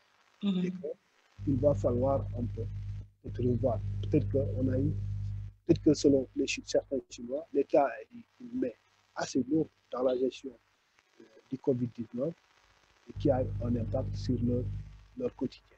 Aujourd'hui, on a mis en place un état d'urgence. L'état d'urgence a été décrété par l'État du Sénégal. Mais véritablement, si on analyse bien la situation, est-ce que l'état d'urgence a permis à ce qu'on arrive à une baisse des statistiques des malades? Si on analyse bien, l'état d'urgence n'a pas réussi. Il faut dire les choses. Parce que si on avait 30 malades au moment de l'état d'urgence, à partir du moment où l'état d'urgence est décrété, on doit rentrer dans une tendance baissière, ce qui n'a pas été le cas. Donc, est-ce que les mesures prises sont les bonnes mesures pour nous permettre de sortir du Covid-19? Alors, comment contextualiser? Qu'est-ce que nous devons prendre de la Chine? Tout à fait. Qu'est-ce que aussi nous ne devons pas prendre de la Chine? Est-ce qu'il y a des éléments qui ne vont jamais marcher à notre niveau? Moi, je pense que la gestion par le bas du Covid-19 est une bonne rentrée pour les populations locales. Parce que si en Chine, dans les villages les plus lointains, dans les quartiers, des comités ont été créés pour faire de sorte que personne ne puisse rentrer au sein de ces zones-là pour y amener la maladie. Pourquoi pas, ici, les quartiers ne pourraient pas s'organiser et de filtrer les entrées et les sorties pour permettre à ce qu'il n'y ait pas de transmission au niveau de ces quartiers-là. Ça, je pense que c'est un aspect à prendre en compte. L'aspect Big Data, ça, l'État du Sénégal peut gérer ça. Mais les quartiers, à mon avis, doivent s'organiser pour se dire que, dorénavant, quiconque n'habitant pas dans le quartier ne pourrait pas y rentrer. Et bien, s'il y rentre, il doit montrer véritablement patte blanche avant de rentrer dans ce quartier-là. Ça, ce sont les éléments qu'on pourrait développer et qui, à mon avis, ne sont pas encore développés dans notre pays. Docteur, une autre préoccupation, mais vraiment, vous avez 3 minutes pour répondre. On sait que de forts soupçons pèsent quant à la transparence de la Chine sur la date d'apparition de l'épidémie et le nombre réel de morts qui pourrait être compris entre 40 000 et 100 000 d'après les estimations taïwanaises, américaines et même britanniques. De nos recherches, il ressort qu'en 1973, la Chine ne faisait partie que des 18 pays les plus riches au monde. En 1998, elle se hisse à la 2e place, derrière les États-Unis, classement qu'elle occupe jusqu'à ce jour. Quelle que soit la confiance qu'on puisse accorder aux chiffres chinois, la réalité est que très rapidement, la Chine a pu juguler la pandémie. Très rapidement, elle a pu avoir une certaine maîtrise de la situation matérialisée par les premiers signes de redémarrage économique. Alors, question, d'où la Chine tire-t-elle sa capacité de réaction et d'adaptation? Oui, concernant les chiffres, moi-même je suis assez dubitatif sur les statistiques qui ont été fournies par rapport au nombre de morts, surtout. Je pense que le nombre de morts est supérieur à celui que les autorités chinoises ont bien voulu partager avec la communauté internationale. Parce qu'on ne peut pas avoir moins de malades et avoir plus de malades et avoir moins de décès. Si vous prenez à une certaine période, si vous faites, la comparaison entre les statistiques des malades italiens, espagnols, français et le nombre de décès en Chine, vous allez vous interroger par rapport à la véracité même de ces statistiques-là. Donc, à mon niveau, je fais partie de ceux qui considèrent que tout n'a pas été dû sur le nombre de décès, sur le nombre exact des décès de Chine. Et certaines enquêtes menées par des pays montrent que les crématoires ont fonctionné pendant 2 semaines et de manière régulière, 24 heures sur 24. Ça veut dire donc que ça a fonctionné sans arrêt et il y a eu beaucoup plus de morts que les statistiques que les Chinois ont bien voulu partager avec nous. Maintenant, sur la dimension économique qui pourrait intéresser les uns et les autres. Aujourd'hui, ce qu'on est en train de voir, c'est que pour le moment, la Chine est impactée. Ça, il faut le dire. Économiquement, la Chine est très impactée par l'apparition de ce virus. Si vous allez dans le sud, où nos compatriotes vont, c'est-à-dire où les Sénégalais vont pour faire du business, en ce moment, il n'y a pas de business. Il n'y a pas de business, il n'y a pas de commerce en tant que tel. Et c'est comme ça aussi ailleurs dans les entreprises ou dans le secteur industriel et autres. L'économie chinoise aujourd'hui est au ralenti. Depuis quelques années, l'État chinois a annoncé que l'économie entre dans une nouvelle ère, c'est le new normal, c'est-à-dire une nouvelle normalité. Et cette nouvelle normalité suppose que la Chine va aller vers des taux de croissance qui vont tourner autour de 5 à 6,5%. Donc, il y a une baisse des taux de croissance au niveau du pays. Maintenant, ce que le gouvernement chinois voulait faire pour relancer la machine, c'est d'encourager la consommation domestique. Parce que l'économie de l'exportation, je pense que les économistes qui sont passés par là, s'ils étaient là, peut-être qu'on aurait engagé aussi ce débat. L'exportation doit être aujourd'hui changée pour aller vers une économie smart, une économie qui est portée par les nouvelles technologies, par les services. C'est ça l'option du gouvernement chinois parce qu'ils se sont rendus compte que le fait de produire, de vendre aux États-Unis d'Amérique et de se retrouver avec des milliards de dollars entre les mains et de ne pas savoir qu'est-ce qu'il faudrait faire avec ces billets-là. Parce que vous travaillez et vous leur donnez, en retour, eux, ils vous donnent du papier. C'est seulement ça, en fait, si on regarde, mais si on simplifie un peu le fonctionnement de la monnaie. Les Chinois travaillent, donnent en fait le produit, en retour, ils reçoivent du papier américain. Maintenant, pour eux, il faut changer donc le paradigme. Peut-être que cet aspect-là, vous allez davantage développer ça dans la dernière partie. Mais en tout cas, on va revenir également dans les débats sur le fait que, malgré le retard qu'elle a accusé pour accepter le virus, la Chine s'en est sortie quand même aussi rapidement. Vraiment, c'est une question qui reste un peu dans la tête des gens. Avant d'entamer la quatrième et dernière partie, Fanta, vous êtes en ligne, vous avez quelques questions en lien avec ce que notre conférencier, le docteur Ibrahim Khalilian, a déjà dit? Oui, Lika, merci beaucoup. On a énormément de questions et là, je pense qu'on est en train de récupérer les 15 minutes de retard. Donc, on va arrêter à 45. Donc, je vais y aller rapidement. Donc, considérant les divergences récentes et la xénophobie notée vis-à-vis des Africains, quelle réponse diplomatique devrions-nous considérer pour être considérés d'égal à égal par le peuple chinois en tant qu'Africains?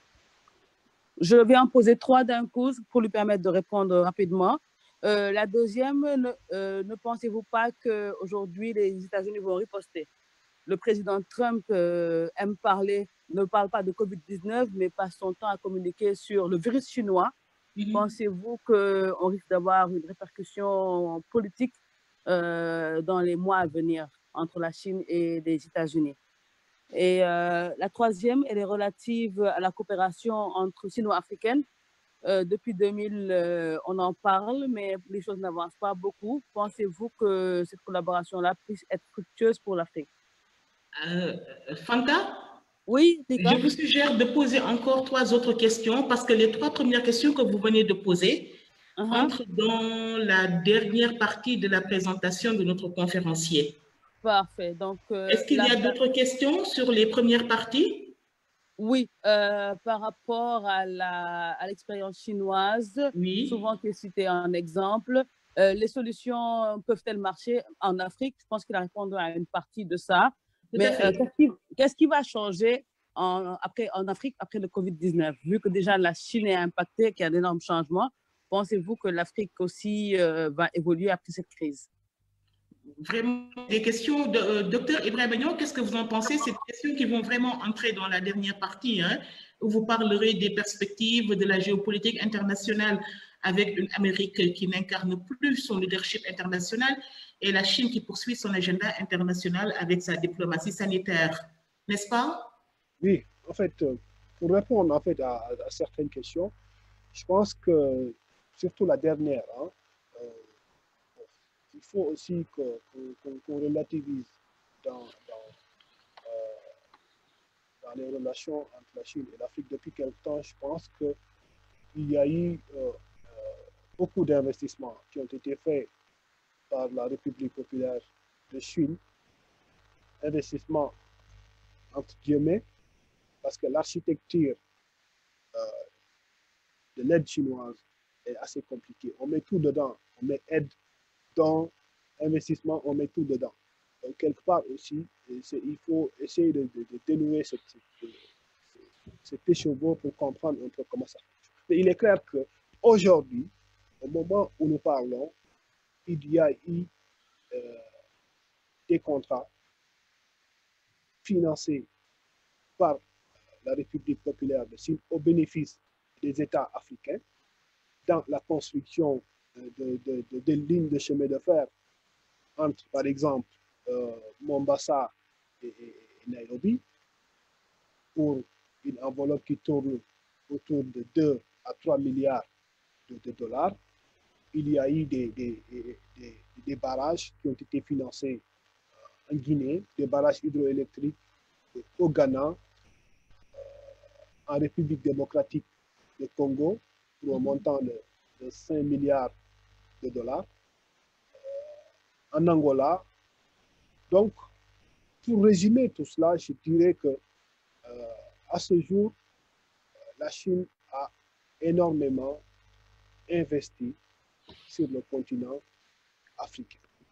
Oui, donc, sur les questions de l'investissement chinois, il y a de la matière, hein, on en reparlera.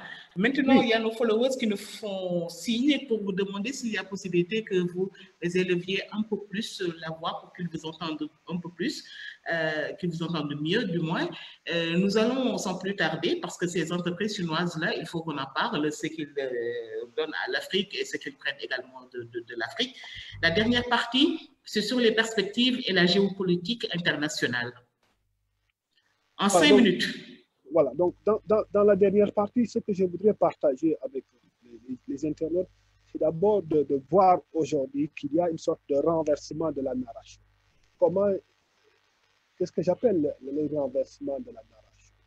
Au départ, certains ont considéré même que la Chine est l'homme malade du siècle. Et ça a même poussé un journal comme le Wall Street Journal de caricaturer en disant l'homme malade ou l'empire malade.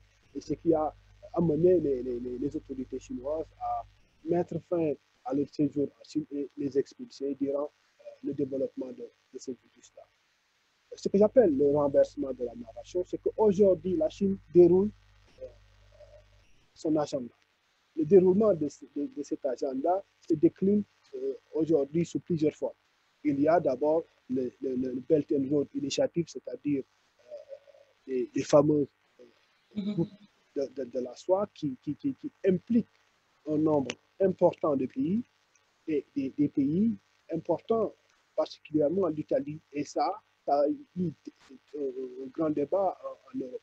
C'est-à-dire donc le positionnement de la Chine sur la chaîne internationale au point d'injecter des financements dans l'espace européen pour permettre à ce que des villes et ports italiennes qui ne disposaient pas de financement aujourd'hui parviennent à se redresser économiquement sur la base de l'argent injecté par la Chine, et un aspect qui permettra, à mon avis, dans un futur proche ou lointain, de poser à nouveau le débat sur le futur de l'Union européenne. Parce que si on regarde bien, en fait, la manière dont l'Union européenne a géré la crise, on a vu que ça a été très mal géré dans la dimension solidarité. C'est-à-dire que les États européens n'ont pas été assez solidaires entre eux, et la Chine est rentrée dans cette brèche-là pour porter un discours autre. C'est ce que j'appelle le renversement de la narration. Cette Chine qui, au départ, bénéficiait du soutien des autres dans la lutte contre l'épidémie, aujourd'hui est arrivée à sortir de cette épidémie-là au point d'apporter un soutien à l'humanité, en commençant par des États importants en Europe comme l'Italie, en envoyant un avion cargo avec du matériel, des kits, des respirateurs, mais aussi des masques. Ça aussi, c'est une manière d'incarner un leadership autre que le leadership balbutiant des États-Unis d'Amérique de Donald Trump. Ça, c'est important, à mon avis, à souligner dans cette géopolitique qui est en train de se redessiner à la suite du développement de cette pandémie-là. Ça, à mon avis, c'est important à prendre en charge. En Afrique, qu'est-ce qui se passe? Le milliardaire chinois Jack Ma a offert aux 54 États africains des kits, des masques, mais aussi des matériels pour faire face donc à la propagation de cette épidémie. Qu'est-ce qu'on voit ici? Donc, la Chine est en train de travailler dans les consciences des gens. Aujourd'hui, au lieu que certaines économies se plaignent du marasme dans lequel ils sont en train de vivre, ils vont penser que cette Chine-là arrive comme sauveur, alors que si on regarde bien, il y a des pays africains aujourd'hui qui ont ou qui souffrent économiquement des conséquences du virus. Il y a énormément de pays dont les économies étaient basées sur l'exportation de matières premières vers la Chine ou vers d'autres pays qui aujourd'hui souffrent énormément depuis en fait le déclenchement de ce virus-là. Mais en arrivant à aider ces pays-là, la Chine cherche à changer la narration de la pandémie pour être considérée comme étant une sorte de sauveur de l'humanité.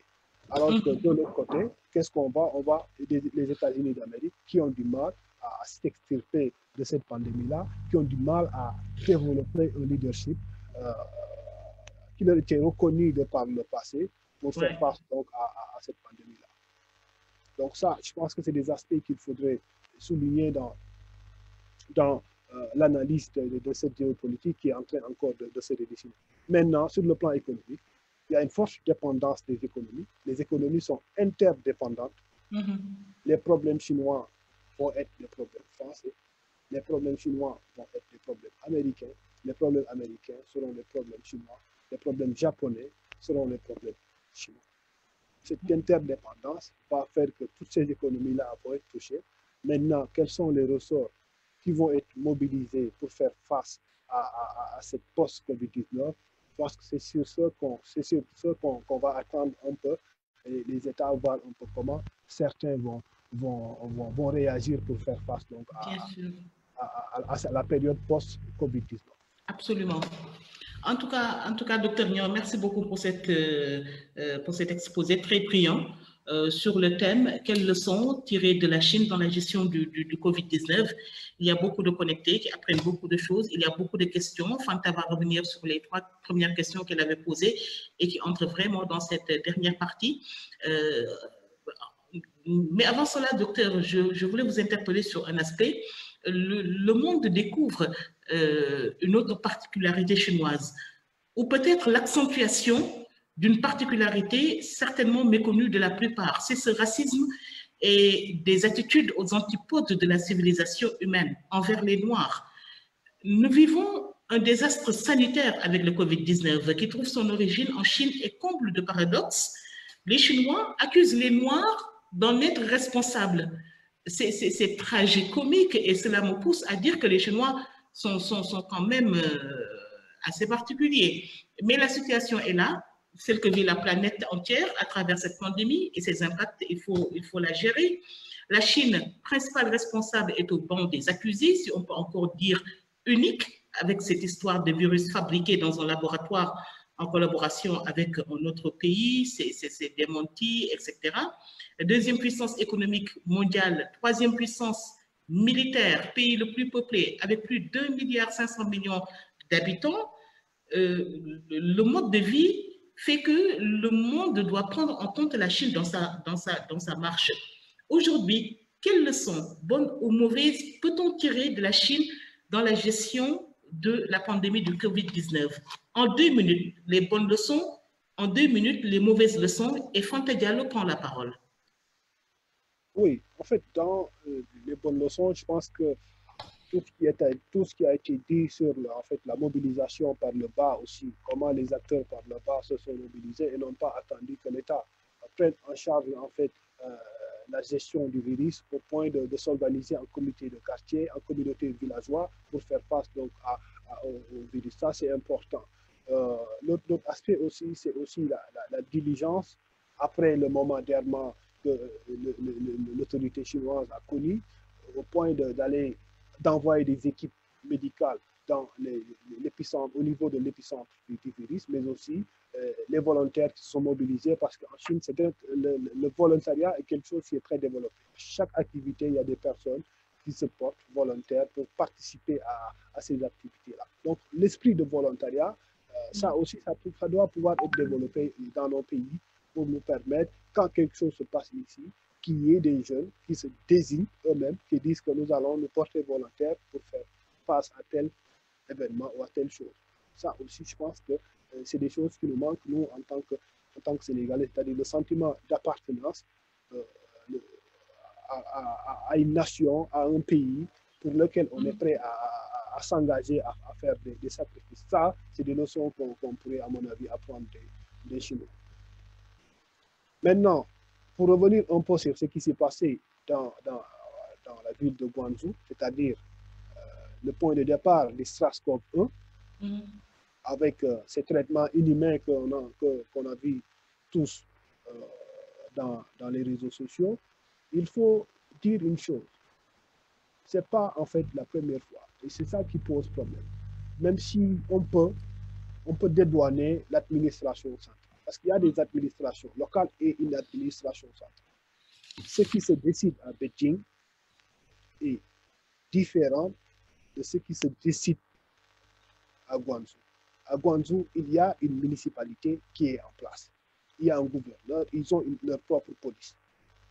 Donc, à Guangzhou, véritablement, ce n'est pas la première fois qu'on a eu à rencontrer ce problème-là. Moi, je suis allé là-bas, l'année dernière, j'étais là-bas en novembre dernier. J'étais allé là-bas aussi lors de la rédaction de ma thèse de doctorat. Et pour vous dire que quand je suis arrivé, il y a un moment où je devais prendre le taxi. Le taximan n'a pas voulu me prendre. Il a fallu que le policier, en fait, lui adjoigne de me prendre pour qu'il puisse me prendre pour m'amener là où je devais aller. Pour vous dire une chose, dans cette ville de Guangzhou, il y a assez souvent eu des débordements de la part de la police municipale. Et ce n'est pas la première fois. C'était d'abord en 2008 quand la Chine organisait les Jeux Olympiques. Ça a eu lieu en 2014 quand j'arrivais pour faire mes enquêtes dans cette ville-là. Ils rentraient, ils frappaient à des heures tardives de la nuit chez les gens pour faire des contrôles inopinés pour voir si les gens ont été hébergés de manière illégale au niveau de ces maisons-là. Donc, véritablement, c'est dramatique. Et ça a impacté sur le capital sympathique de la Chine. Ce qui s'est passé à Guangzhou a impacté gravement sur le capital sympathique de la Chine au niveau du continent africain. Au point qu'aujourd'hui, si on vous dit, par exemple, les dernières mesures qui ont été prises au niveau de cette province-là, vous n'allez pas y croire. Aujourd'hui, si vous êtes même en situation illégale dans cette partie de la Chine, l'autorité a décidé de vous permettre encore de rester là-bas pour 3 mois encore en vous régularisant, ce qui n'était pas possible. Parce que si vous êtes illégal, si vous êtes resté au-delà de la durée légale de votre séjour, vous êtes mis en prison et vous êtes sanctionné sur le plan financier parce que vous devez payer 500 yuan journalièrement depuis la période où vous n'êtes plus en droit de rester sur le territoire. Alors que tout ça a été mis de côté depuis en fait les dernières manifestations. Je veux dire donc le fait que les consuls africains se soient organisés et aillent rencontrer l'autorité pour leur exposer le problème des communautés africaines, cela aujourd'hui a participé à apaiser les tensions, à permettre aux Africains d'accéder à des droits qu'ils n'avaient même pas auparavant. Ça, je pense que aussi, le fait que, pour une fois, les autorités, les ambassades ont décidé d'écrire au ministre des Affaires étrangères de la Chine que le président de la Commission de l'Union africaine, en l'occurrence Mohamed le Tchadien, est allé prendre son téléphone pour appeler le ministre chinois des Affaires étrangères. Tout cela, à mon avis, a impacté, a fait de sorte qu'il y a eu un retour de respect par rapport en fait, aux populations africaines. Fante Diallo, Fante, je crois qu'on peut revenir sur vos questions. Oui, Lika, c'était par rapport à une possible riposte attendue des États-Unis. pense que Oui. c'est la seule qu'il n'a pas encore abordée. Riposte des États-Unis, Dr Ibrahim Khalil Niang. Oui, en fait, c'est vrai que les Chinois vivent difficilement la guerre commerciale. Ça, il faut le dire. Hein. J'ai rencontré des jeunes Chinois qui ont des entreprises qui exportent vers les États-Unis, mais depuis, en fait, Donald Trump a engagé la bataille commerciale avec la République populaire de Chine. Leurs affaires sont durement impactées par cette guerre commerciale. Maintenant, la riposte. Les Américains disent qu'ils vont riposter. Bon, on attend de voir qu'est-ce que cela va donner. Il est clair qu'aujourd'hui, ces deux géants, de plus en plus, ont tendance à insuffler énormément d'argent dans le marché financier. Et ça a tendance à créer une bulle financière. Et si cette bulle explose demain, cela pourrait, à mon avis, créer aussi des problèmes dans l'économie internationale. Ça aussi, c'est à prendre en compte. C'est à prendre en compte. Je ne sais pas si on m'entend très bien. Là, on vous entend mieux. Oui, je disais en fait que ces deux géants ont insufflé énormément d'argent dans l'économie en créant des bulles financières. Et demain, si en fait ces deux géants-là, dans cette guerre qui les concerne, ne font pas attention, ils risquent d'exposer en fait l'économie internationale. Parce qu'en injectant énormément d'argent dans le marché financier, ils risquent véritablement de créer une situation de chaos dans l'économie internationale. Et c'est ce à quoi aujourd'hui on fait face. Aujourd'hui, les Américains, ils vont utiliser en fait la planche à billets pour injecter énormément de liquidités dans le marché. Les Chinois vont faire pareil pour relancer leur économie. Après, ça pourrait s'impacter dans l'économie mondiale aussi. Fanta, vous avez d'autres questions? C'est bon à notre niveau, je pense qu'il a tout couvert. Oui, parce qu'il y a des questions que je vois sur Zoom, mais je crois que certaines ont été déjà prises en compte, c'est-à-dire une question qui porte sur l'apport décisif des réseaux sociaux, qui est certainement un indicateur d'un basculement irréversible vers un nouveau modèle de société. Il y a également cette question d'Eliman Khan, en quoi l'expérience chinoise peut-elle servir le Sénégal dont la trajectoire historique a été plus influencée par l'Occident et l'Arabie? La tradition démocratique de la société sénégalaise peut-elle permettre l'érection d'un règne fort et dirigiste jugé? Je ne vois pas la suite à cause de Mohamed qui a pris l'écran là. Je ne vois pas les questions qui sont posées sur Zoom. Merci beaucoup, Mohamed. Donc, la tradition démocratique de la société sénégalaise peut-elle permettre l'érection d'un règne fort et dirigiste jugé nécessaire par certains observateurs, mettre un pays sur les rails du progrès économique et social? Par certains observateurs, pour mettre l'exemple du Rwanda est souvent cité en exemple.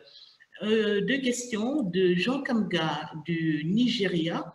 Il est journaliste au Nigeria. Il demande, il dit justement en abordant cette dernière partie, c'est la question que j'ai, les solutions chinoises peuvent-elles marcher en Afrique? Vous avez déjà répondu à la question. Et la deuxième question de Jean Kamga, qu'est-ce qui va changer après le Covid-19 en Afrique? Je crois également que cette question, vous l'avez déjà prise en compte, mais vous pouvez y revenir également en bouclant tout simplement ce webinaire.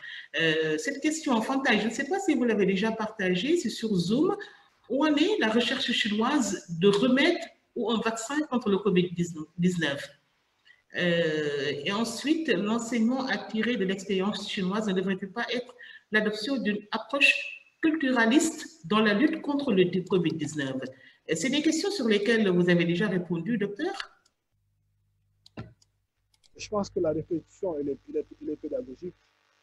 Concernant le vaccin et le remède, bon, les scientifiques chinois sont toujours sur la question et sont en train de gérer cela. Mais toujours est-il que moi je considère que pour le SARS-CoV-1 qui s'est déclenché en 2003, 17 ans après, on n'a pas toujours le vaccin. Maintenant, pour le SARS-CoV-2, j'espère qu'on retrouvera un vaccin dans les meilleurs délais, mais toujours est-il qu'il faut dire les choses telles quelles. De 2003 jusqu'à maintenant, il n'y a aucun vaccin qui a été trouvé.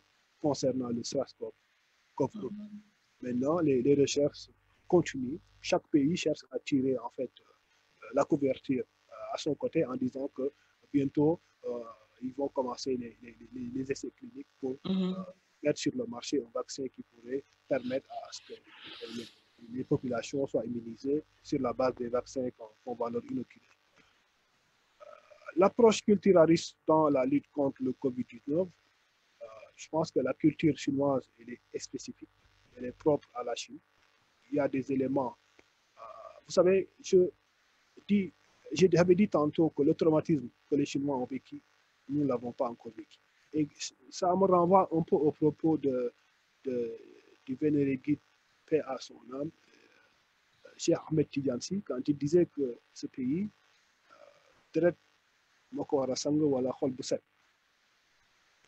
il faut comprendre cela quand il dit c'est en fait l'épisode traumatique. Il y a des pays qui doivent vivre cela. Et c'est après avoir vécu ces épisodes traumatiques que ces pays se remettent sur les deux jambes. Et je pense que c'est des périodes que les Chinois ont vécues. C'est des périodes qu'un pays comme le Rwanda a vécu. Qui fait que quand ils sont sortis de ces épisodes traumatiques, ils ont aussi se redresser et développer une orientation qui leur est propre et qui leur permet aujourd'hui d'être portés en exemple. Ça, je pense que c'est la réponse que je voudrais donner un peu à cette approche. À ces aspects, d'accord.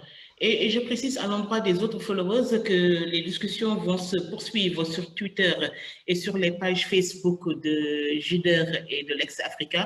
Vous allez certainement recevoir certaines questions de Ismaël Sy qui dit, comparé à la Chine, le fanatisme religieux, le raisonnement irrationnel et dépourvu d'analyse scientifique, mais aussi et surtout l'inconscience et l'indiscipline n'ont-ils pas accéléré l'entrée et la propagation du Covid-19 dans des pays comme le nôtre, le Sénégal? Une autre question d'un spectateur anonyme, du point de vue stratégique, sur quel aspect peut-on dire que le gouvernement du Sénégal a vraiment imité la Chine pour endiguer cette pandémie du Covid-19? Je précise que vous devez faire un résumé vraiment de 5 minutes en Wolof, mais avant cela, j'ai bien envie de vous interpeller sur une toute petite question. Alors, actuellement, la Chine est en train de jouer un rôle internationaliste vis-à-vis du monde en assistant les pays techniquement, mais matériellement aussi. Alors, est-ce qu'il s'agit de culpabilité, devoir ou opportunité de se repositionner au niveau mondial? Oui, en fait, cette aide, c'est ce que j'ai considéré comme étant le renversement de la narration. Parce que la narration voudrait que le virus ait pris départ en Chine avant de s'épandre à travers les différents pays qui ont été touchés par ce virus-là. Donc, c'est ce qu'on garde en tête. Maintenant, comment faire de sorte qu'on ne puisse pas garder seulement cela dans la tête des gens. Il faut développer une politique qui va faire de sorte que la Chine va être prise comme étant en fait une sorte de sauveur de l'humanité, parce que c'est elle qui arrive, qui nous offre des équipements médicaux, qui envoie ses médecins pour nous aider à vaincre donc, la pandémie. Donc, c'est ça en fait que les Chinois veulent que ça reste dans la tête des gens. C'est de montrer une Chine qui est en avant, au premier poste, qui incarne le leadership international dans la lutte contre la pandémie. Et non une Chine qui est cette Chine que le Wall Street Journal a caricaturé comme étant l'empire malade, ou qui est véritablement l'origine de tous les maux de l'humanité aujourd'hui. Donc ça, c'est ça que les Chinois veulent parvenir à enlever dans la tête des gens en incarnant cette diplomatie sanitaire à travers les routes de la soie et les pays avec lesquels en fait la Chine est en partenariat. Merci beaucoup, Dr Ibrahim Khalil-Niang. Avant le résumé en Wolof, préciser à l'intention de nos followers que jeudi prochain, c'est lundi déjà, 4 mai 2020, À 21h, nous allons recevoir Lansana Gagné-Saro. Il est le directeur général de l'ONAS et le thème portera sur eau et assainissement, risques et mesures préventives dans le contexte de Covid-19. À présent, 5 minutes, Dr Ibrahim Khalil Niol pour résumer en wolof ban jàngat la ñu mën a jël tey jii ci ni nga xamante ni noonu la Chine gérer li nga xamante ni moom mooy pandémie Covid-19 bi. waaw jërëjëf Lika ci laaj bi nga ma laaj li ma ci bëgg wax mooy luñ ciy def jàngat Chine dafa doon réew moo xam ne dafa am lu ñuy woowee passé bi mooy passé wu épidémique dañ yàgg dund ay épidémie donc ci yàgg dund épidémie boobu dafa leen dimbali ba nga xam ne tey jii nii ñu jël ay jumtukaay yoo xam ne épidémie fu mu amee rek dinañ ko mën a. On vous entend à peine, hein? Allô? Voilà, là, on vous entend mieux. Ouais. C'est des écouteurs chinois ou quoi? Pas de m'aider. Donc, li ma doon wax mooy en fait Chine dafa doon réew moo xam ne mbirum épidémie daf ci am jàngat bu yàgg dañ ko dund et épidémie ci Chine par exemple lu mel ni épidémie bu jógee ci réew ma ñoom dañ ko daan ci Chine bu yàgg ba lu ñuy wooyee les dynasties ba période de révolution culturelle bi ci boppam sax problème yooyu bu amee dañu naan tuut baaraam njiit gi kilifa gi ndax dañu naan ñoom ñooy doomi par exemple les fils du ciel et que ki leen dirigé moom la ñu jox mandat céleste boobu nag bu yorin bi rafetee rek dëkk bi daanaka du am benn problème mais bés bu dëkk bi amee ay catastrophe naturelle ba dëkk bi am ay épidémie boobu nag mandat céleste boobu war nañ ko xoolaat ndax yorin bi baax na wala baaxul bu fekkee nag épidémie am na ci réew mi rek mandat céleste bi mun nañ ci xalaat ne yorin bi rafetul loolu dafa doon ci des superstitions chinoises dafa yàgg ci ñoom te dafa am ci ñoom dafa ancré ci ñoom malgré que aujourd'hui niveau d'éducation bi permettre na tey nit yu bari ñu tëggal ko xaw ko fàtte mais loolu boo jàngee Chine dëgg-dëgg di nga ko ci gis lu ñuy wooye le mandat céleste ak les périodes d'épidémie épidémie nag mooy comme li ma ci wax rek Chine dund la ci yu bari bi mujjee te mooy bi nga xam ne mën nañu wax ne mooy magu bi nga xam ne ñun moom la ñuy dund léegi ñu naan ko Covid-19 mooy SARS-CoV-1 SARS-CoV-1 boobu aussi Chine la déparé ci province bi ñu naan dëkk bi ñu naan Guangdong moom la Sénégalais yi foofu la ñuy faral dem di jëndi seeni marchandises yi ñuy jaay ñu naan ko Guangzhou foofu la jógee dem Hong Kong law ci biir àdduna bi ba nit ku daan voyager jógee foofu daan dee ni ngi naan waa ñii lan moo leen feebar ba ñuy dee boobu xamaguñu woon lan la ndax chinois yi seen bopp communiqué wuñu woon ci feebar boobu lan la woon dañ ko dem nëppal toog nañ ñeenti weer di ko nëppal waxuñu àdduna bi dara ci lu jëm ci loolu mais ba loolu amee feebar bi jógee foofu dem ci capitale bi def fa l'emploi def boobu ñoom ñu jël seeni ministre santé maire dëkk baak ñëpp ñu dàq leen ndax nee nañ ñoom yoreen bi ñu yoreen pandémie bi épidémie bi ci boppam baaxul loolu doon jàngat bu njëkk mais boobu noonu 2003 am na ci yeneen jàngat yoo xam ne ñoom gis nañ ko ci mooy veille épidémiologique bi war a am service yi war ko def période boobu ñoom amuñu ko woon donc loolu mu doon aussi benn leçon bu ñu tiré confinement bi nga xam ne tey jii nii def nañ ko ci dëkk bi ñuy woowee Wuhan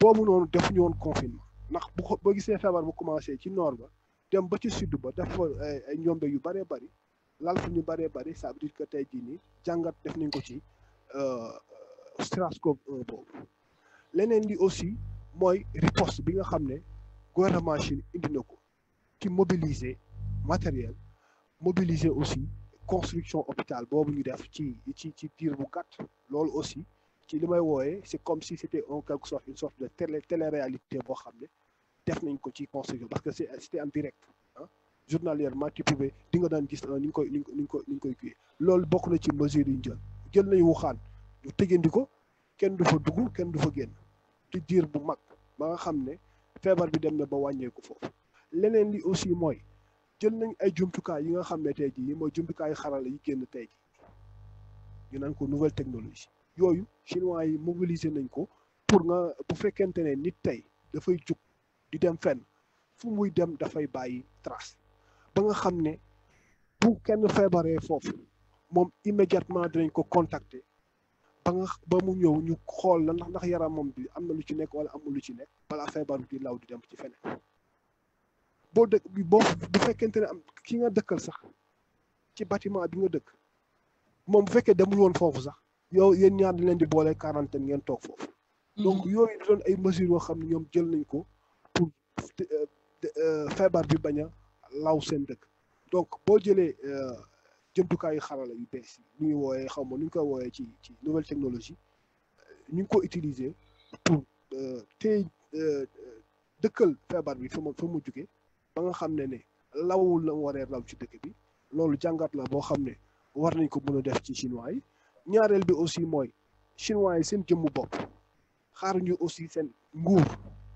mu jëlal leen riposte bi en charge ñoom seen bopp dañu organiser wu ci seeni quartier de sorte que tey jii nii quartier bi dañu naan ku fi dëkkul doo fi dugg ñu fi dëkk rek ñoo fi dugg voilà kenn dinañ indil feebar bi loolu aussi jàngat la boo xam ne ñun Sénégal amoon naa yaakaar ne ñu suñu carte waroon nañ ko mun a jàng ci Chine par rapport ak ñoom ni ñu régler problème bi autorité aussi am na ci solo nan la autorité bi di décider ñëpp ànd ci topp ci ba kenn du jéggi yoon li am Sénégal nii def nañ fi couvre-feu état d'urgence transport nee nañ amatul réew kii capitale ak capitale wala région ak région mais gis nañ tey jii nii que feebar bi mi ngi dox ci capitale ak capitale ci région ak région loolu aussi je pense que ñàngat la boo xam ne war nañ ko aussi def ci li nga xam ne la Chine def ba tey jii nii mu may ko mu téyendi virus bi foofu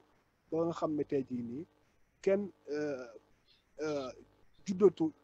juddootul di indi kenn kiiwul foofu nu mu tuddee feebar bi juddootul foofu nu mu foroon juddee la fay am yëpp mooy feebar boo xam ne nit ñi ay chinois lañ doon jugee bitim réew ñëw Chine indaale ko te ñooñu ku fa ñëw doo ko indaale ba mu law ndaxte ku ñëw rek dañu lay quarantaine pendant fukki fan ak nu mu tuddati fukki fan ak ñeent ba pare doog lay bàyyi nga dem doxi sa soxla loolu aussi mu doon ay mesures yoo xam ne ñoom jël nañ ko mu doon mesures yoo xam ne aussi ñun jëluñu ko man dee naa aussi li may wax mémoire épidémiologique foofu la baax Chine la ñu nangu ñun par exemple feebar bi ba mu amee ku nekk di ñëw di génn Chine loolu nangu ko woon même Ebola ba mu xewee Ebola fii la xewee woon ay Libéria ay Guinée Sierra Leone mais période boobu képp kuy étudiant wala ressortissant wu pays yooyu boo ñëwee Chine dañ lay quarantaine ba pare te tey jii nii boo gisee virus bi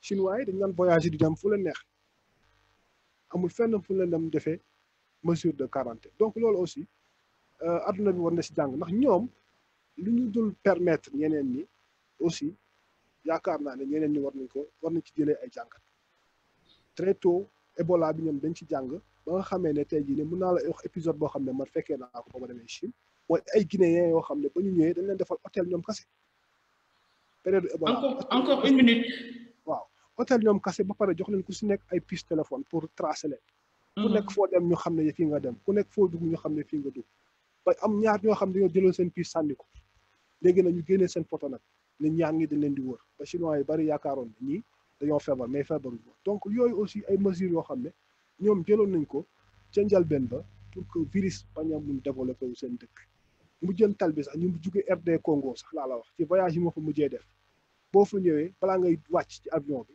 dañ lay dugal ci ba wàccee ci avion ba pare yow la ñuy njëkk wàccee ak ka fa mënta jóge muy chinois muy waa RD Congo ñu dugal la ñu dem consulter la ba xool ba pare balaa ngay mën a ànd ak waa population donc mesure yooyu aussi ci responsabilité la bokk parce que boo yoree réew yor responsabilité da nga koy jël ba mu fees del jël mesure yi ci wax merci waaw laxisme bi am aussi ci merci yi am ci jël information yi jël décision merci beaucoup docteur xam nga ni lu bëri am na lu des loo xamante ni jotuñu kaa wax surtout aspect économique bi ak ñi nga xamante ni ñoom ñoo di entreprise chinoise yi malheureusement heure bi xoj nañu passé nañu bu baax heure bi nga xamante ne moom la ñu roxee ji mayoon xam naa moom jour may def débriefing moom dina xaw metti tuuti mais yow tamit da nga tardé ak sa écouteur chinois bi nga takk nii xam naa loolu yëpp itamit indi na xaw jaxasoo tuuti mais en tout cas vous avez beaucoup de félicitations qui affluent là dans nos plateformes de diffusion.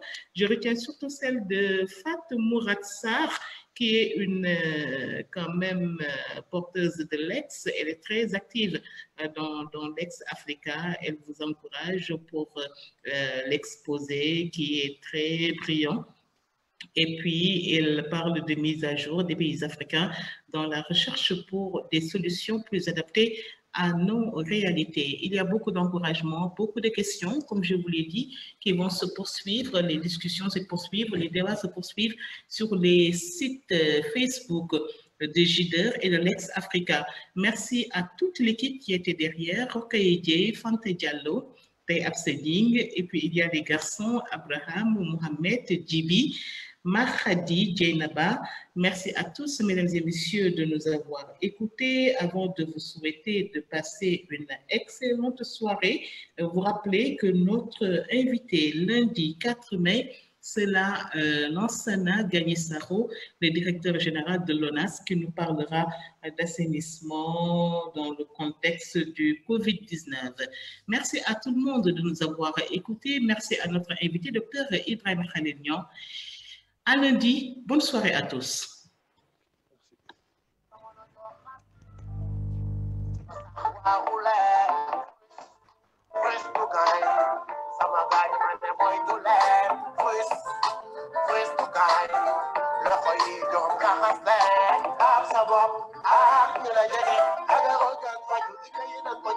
C'est des écouteurs chinois, hein?